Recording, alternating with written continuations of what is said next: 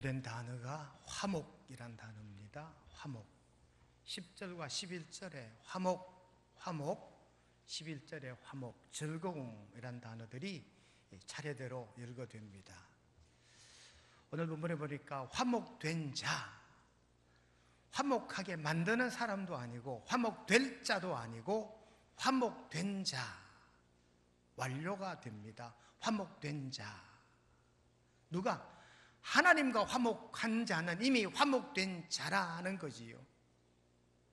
여러분, 인간 삶에 참 중요한 것 여러 가지가 있지만 그 중에 이 화목이라는 거, 우리 인간 삶의 칠정을 말할 때 희, 노, 에, 락, 에, 오, 욕 7개를 말하지요.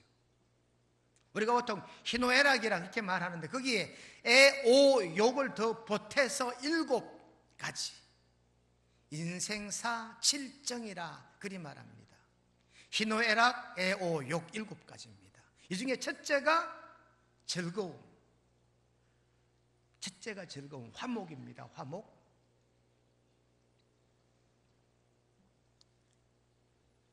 이스라엘 랍비 집에 12명의 아들이 있었어요. 이 랍비가 자기 아들들을 늘 교육합니다. 너희들 형제가 많으니까 우애 있게 지내야 된다. 늘 아버지 랍비가 아들들을 그렇게 교육시킨 거예요. 이 아들들이 아버지 말을 잘 따라 참 형제지간 12명이 아주 사이좋게 의좋게 화목하게 지냅니다. 그런 어느 날 셋째 녀석이 깜깜한 밤중에 살그머니 아버지 방으로 오더니 아빠, 형들하고 동생들 다 자는데 내 혼자 기도했다? 라고 말해요. 그랬더니 이 아버지 랍비가 자기 아들을 참 사랑스러운 말로, 그래 아들아 참 잘했구나. 그런데 니도 같이 자라. 니도 같이 자는 게 훨씬 낫다.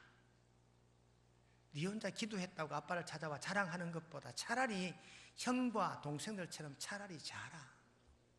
그게 더 화목이다. 뭔가 남들보다 뛰어나려고 자기를 앞세우고 자기 잘한 것을 내세우다 보면 이것이 화목을 깨트리는 결과가 된다는 얘기지요. 어떤 가정에 자기들 가정은 4식구가 사는데 옆집에 보니까 대식구, 대가족이 살아요. 3대가 모여 살아요. 근데 그 대가족이 모여 사는 그 집이 참 화목하게 지내거든요. 근데 자기 집은 보니까 거의 매일 부부간에 다툼이 있고 자기 집에 있는 아이들도 늘 다툼이 있는 거예요. 근데 옆집을 보니까 참 화목하게 지낸단 말이에요. 그래서 이 화목지 못한 가정의 가장이 도대체 저 대가족은 어떻게 화목하게 지낼까 생각하고 몰래 엿보기 시작했답니다. 그랬더니 그 집 가족들의 공통점이 뭐냐? 전부가 다 네 알겠습니다로 통일이 됐더라는 거예요. 답이 무엇을 이야기하든 어떤 부탁을 하든 모든 가족들의 대답이 예 알겠습니다라고 답을 하더라는 거예요. 여러분, 내가 한 말에 동의해주고 내가 한 말을 지지해주고 내가 한 말대로 따라주면 불화할 이유가 없지요. 화목할 수밖에 없는 거지요. 고사성어 가운데 즐거움에 대한 사자성어를 찾아보니까 강호지락. 자연을 벗어오면 즐거움이 있다, 이런 뜻이에요. 이게 강호지락이더라고요. 또 다른 금실지락. 부부간에 사이가 좋고 다정하면 그것이 곧 즐거움이다. 그걸 금실지락이라고 표현하고요. 단란지락이란 단어가 있습니다. 단란지락, 단란하게 지나는 것 또한 즐거움이다. 또 한 단어가 있었는데 고중장락. 이 뭐냐? 괴로운 가운데도 즐거움이 있더라, 이런 뜻이래요. 그러니 여러분, 괴로움 중에도 환난 중에도 즐거움이 있고 자연 속에도 즐거움이 있고 부부간에도 즐거움이 녹아 있다, 이런 의미랍니다. 우리가 즐거움을 찾으려면 화목을 찾으려면 얼마든지 찾을 수 있다라고 하는 이런 의미가 이 고사성어 가운데 담겨 있는 뜻이라고 합니다. 유대인들의 격언 가운데 이런 말이 있습니다. 햄을 먹을 바에야 맛있게 먹는 게 낫다. 여러분, 햄은 맛있는 거잖아요. 그런데 유대인들은 햄을 못 먹잖아요. 왜? 돼지고기니까. 유대인들은 햄을 먹을 바에야 차라리 맛있게 먹자. 이 말은 무슨 말입니까? 안 먹으면 안 되면 어차피 먹을 수밖에 없으면 맛있게 먹자. 우리가 시쳇말로 그런 표현합니다. 피할 수 없으면 즐겨라. 피할 수 없으면 즐겨라. 어떤 일이 있습니다. 내가 아니고는 안 되면 내가 하되 즐겁게 하는 거지요. 등 떠밀려서 아주 천덕꾸러기처럼 밀려서 하기보다 가만 상황을 판단해보고 이것 꼭 내가 해야 될 일, 내가 아니면 안 될 일이면 즐겁게 감당해야 그 사역이 곧 즐거움의 사역이 또한 되는 줄로 믿으시기를 주님의 이름으로 축원드립니다. 다시 오늘 본문으로 돌아가면은요, 본문의 내용이 뭐냐? 오늘 성경 말씀 가운데 보시면 오늘 10절 말씀에 하나님과 화목하게 되었은즉 화목하게 된 자로서, 하나님과 화목하게 되었으니까 우리는 화목하게 된 거예요. 그러니까 여러분, 화목의 첫 단계는 하나님과 화목이요, 하나님과 화목하면 우리는 이미 화목된 자라는 거예요. 완료가 됐다는 거지. 여러분, 죽음을 눈앞에 둔 분들, 시한부 삶을 사시는 분들, 그런 분들이 하는 얘기 가운데 몇 가지 가운데 이게 있어요. 내가 좀 더 즐겁게 못 산 것을 그렇게 후회한대요. 이렇게 살고 죽을 걸, 이렇게 80밖에 못 살고 죽을 걸 왜 내가 그렇게 아웅다웅 했는지, 좀 더 너그럽지 못했고 좀 즐겁게 못했든지, 이게 그렇게 마음에 후환이 된대요. 그래서 탈무드에 그런 말이 있습니다. 즐겁게 산 자는, 이 땅에서 즐겁게 산 자는 하나님의 나라 가서도 즐겁게 산대요. 여러분, 오늘 말씀의 초점이 뭐냐? 화목된 자. 한번 따라 하십시다. 우리는 화목된 성도들입니다. 우린 화목될 성도가 아니고 화목된 이에요. 될면 진행이지만 된은 끝난 거예요. 우린 이미 화목된 성도들이라 그 말이에요. 누구 때문에? 예수님 때문에. 여러분, 누가복음 15장에 보면 잃어버린 세 가지 비유가 나옵니다. 첫째는 양을 잃어버렸고, 둘째는 동전을 잃어버렸고, 셋째는 아들을 잃어버렸지요.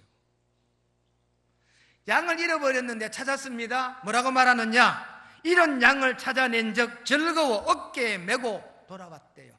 즐겁게 잃어버린 양을 찾아 어깨에 메고, 즐겁게 어깨에 메고, 즐겁게라는 단어가 들어있어요. 동전을 잃어버렸다 찾았습니다. 뭐라 말합니까? 나와 함께 즐기자, 이렇게 말합니다. 잃어버린 아들을 찾았습니다. 집 나간 아들을 찾은 아버지가 송아지를 끌어다 잡으라, 우리가 먹고 즐기자라고 말합니다.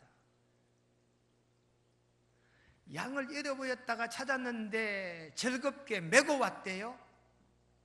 동전을 잃어버렸는데 찾았습니다. 함께 즐기자라고 말합니다. 집 나간 아들이 돌아왔습니다. 송아지를 잡아 함께 먹고 즐기자라고 말합니다. 잃어버린 걸 찾았을 때 공통점이 뭐냐? 즐기는 거예요. 즐겁게 사는 거예요. 즐거운 마음인 줄로 여러분 깨닫게 되시기를 주님의 이름으로 축원드립니다. 그러니까 화목의 열매는 즐거움이라 그 말이지. 우리가 성령의 열매 9가지, 사랑과 희락과 화평, 자비와 양성과 충성, 온유와 절제, 오자양 충원절, 오자양 오래 참음과 자비와 양성, 충성, 온유, 절제, 사랑, 희랑, 화평, 사희와 하니까 둘째가 희, 사랑과 희락과 화평이에요. 둘째가 희화이거든요. 그러니까 성경의 두 번째 열매와 세 번째 열매가 희락과 화평이란 말이에요. 여러분, 그러므로 오늘 성경 말씀 우리에게 주시는 도전된 말씀이 있습니다. 화목된 자는 구원을 받을 것이다.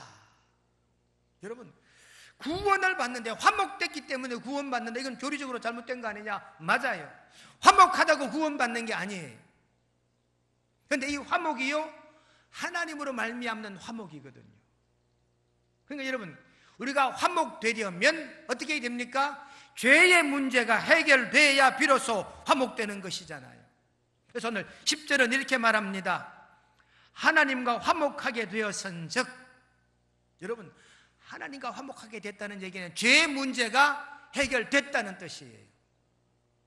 죄의 문제가 해결되고 화목이 찾아왔으니 이것이 곧 구원을 받을 것이다. 여러분, 성경에 죄인은 하나님과 원수가 된다. 죄는 하나님과 원수가 되는 거예요. 원수라고 하는 단어가요, 에크드로이라는 말인데, 에크드로이, 이게 원수라는 말이에요. 에크드로이라는 말은 적개심. 이게 원수란 단어의 뜻이다, 그 말입니다. 근데 성경에는요, 이 원수를 어떻게 하라 했느냐? 레위기 19장 18절에 보니까 원수를 갚지 말며 동포를 원망하지 말며 라고 말합니다. 여러분, 하나님과 화목돼야 우리가 화목된 자가 되거든요. 원수 갚지 않는다는 얘기는 성경 말씀 마태복음 5장 44절에도 보니까 나는 너희에게 이르노니 너희 원수를 사랑하며 너희 박해하는 자를 위하여 기도하라, 그렇게 말하잖아요. 그러므로 여러분, 이 원수, 이 죄의 문제가 해결될 때 하나님과 화목하게 되고, 하나님과 화목할 때 비로소 나도 화목된 자가 되는 줄로 깨닫게 되시기를 주님의 이름으로 축원드립니다. 우리가 이렇게 말합니다. 하나님의 본성은 사랑이다. 하나님은 우리를 사랑하기 때문에 독생자 하나뿐인 아들을 우리에게 보내시고 그 아들을 죽이면서까지도 우리를 화목되게, 우리를 구원하신 줄로 깨달아 믿으시기를 주님의 이름으로 축원드립니다. 그러니까 하나님과 화목됐다, 이 의미가 엄청난 의미란 말이에요. 하나님과 화목됐다는 말은요, 예수님을 핏값으로 세우시고 예수님의 피 보혈의 공로로 우리의 모든 죄가 회복되었다, 우리 모든 죄가 해결되었기 때문에 하나님과 화목하게 된 줄로 깨닫게 되시기를 바랍니다. 그래서 하나님과 화목된 자는요, 하나님이 어긋난 길로 가면 억지로라도 끌고 와서 제자리에 놓아줘요. 성경에 그런 예가 참 많아요. 요나를 보십시오. 아수르의 수도 니느웨로 가라, 하나님 명령이 떨어졌습니다. 요나가 어떡합니까? 거기는 적국의 수도니까 갈 수가 없다. 그래서 엿바로 도망가서 다시스로 가잖아요. 이런 요나를 하나님 억지로 끌어다가 물고기 뱃속에 집어넣어서 꺼내면서까지 나중에 니느웨로 다시 보냅니다. 다윗도 마찬가지입니다. 우리 아내와의 관계 때문에 어긋난 길로 다윗이 걸어가요. 하나님이 나단 선지자를 보내서 다윗을 끄집어내서 제자리로 옮겨놓는 것이 이 다윗의 일생동에 나오는 대목들입니다.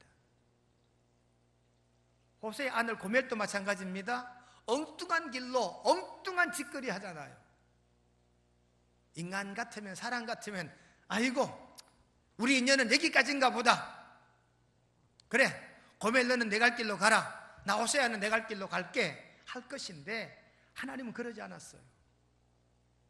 바람이 나 온동에 돌아다니는 이 고멜을 하나님은 다시 끌고 와서 제자리에 놓아두는 장면이 나오지요. 사울도 그랬고 오네시모도 그랬고 성경의 수많은 인물들을 다 그렇게 하나님께서 억지로라도 끌어다가 화목된 자리로 앉게 하시는 줄로 깨달아 믿으시기를 주님의 이름으로 축원합니다. 그래서 하나님은 우리를 화목되게 하시기 위해서 화목된 자 삼으시려고 예수님을 보내시고, 우리를 화목된 자 되게 하기 위해서 억지로라도 하나님이 나를 끌어다가 이 성전에, 이 성소에 앉게 하시는 줄로 깨닫게 되시기를 주님의 이름으로 축원드립니다. 하나님은요, 예수 그리스도 독생자를 화친의 제물로 삼았어요. 화목의 제물로 삼은 것입니다. 국가와 국가와의 관계를 화친이라 그러지요. 여러분, 우리나라 인조 대왕의 아들 소현세자가 있습니다. 이 소현세자가 1637년에 청나라에 볼모로 잡혀가요. 인조 임금이 눈물을 흘리며 자기 자식을 청나라에 볼모로 보내면서 궁궐에 있는 궁녀 167명과 함께 청나라로 보내요. 인조 임금 때 청이 쳐들어왔어요.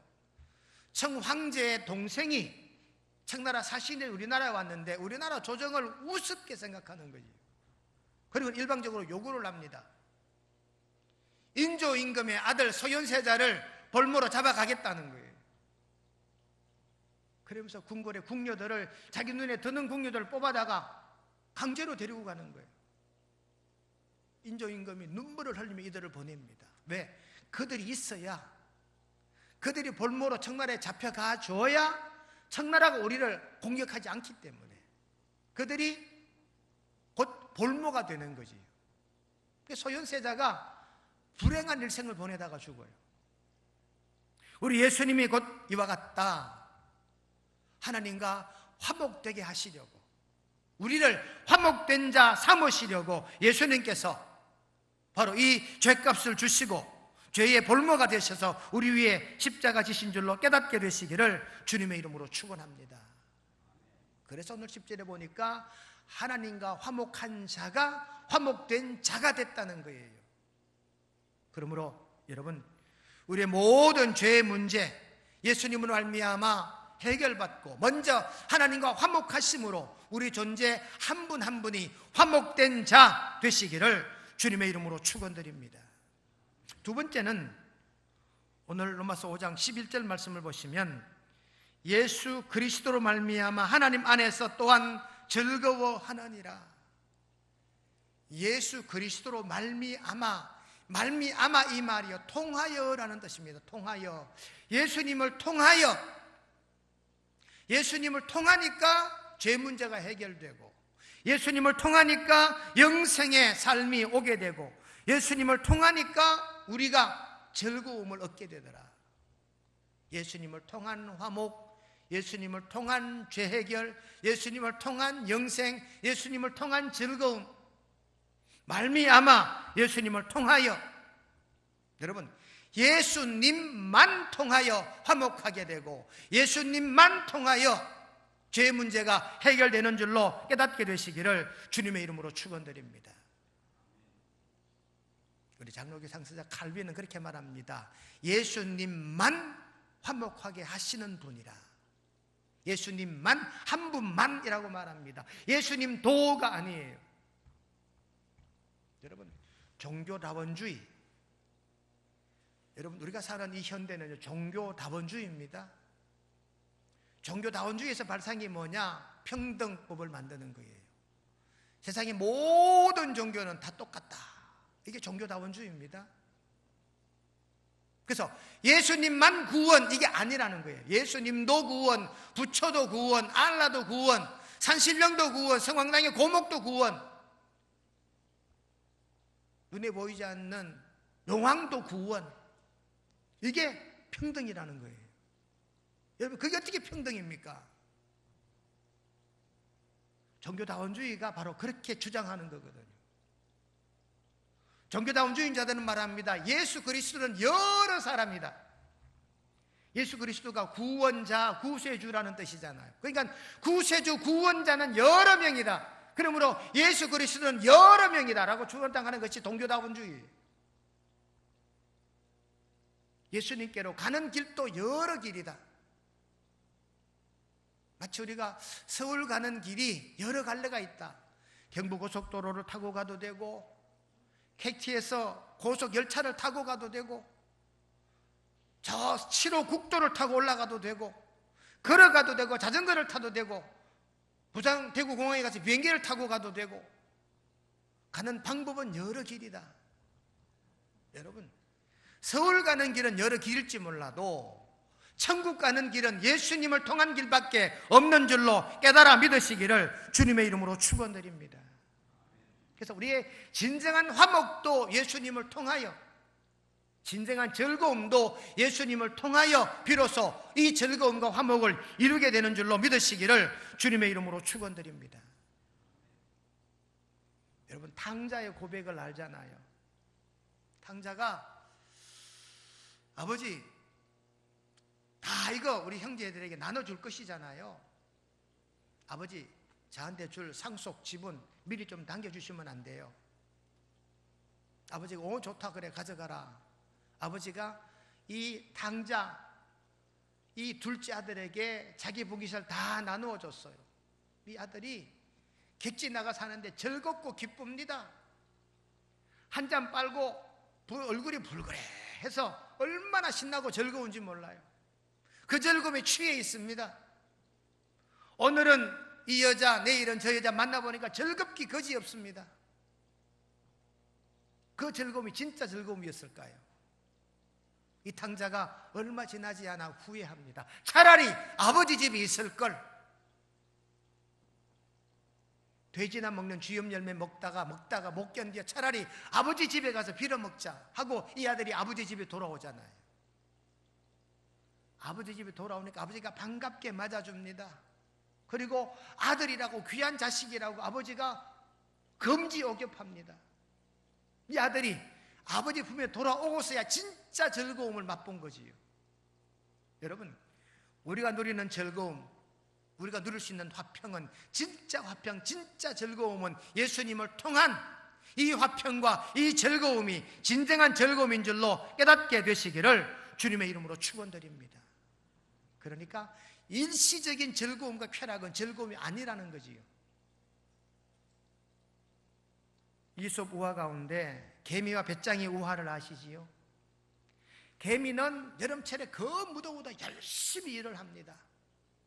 그리고 창고에 열심히 겨울에 먹을 것 저장을 합니다. 그런데 배짱이는 덥다고 게으름만 피우고 나무 그늘에서 노래만 합니다.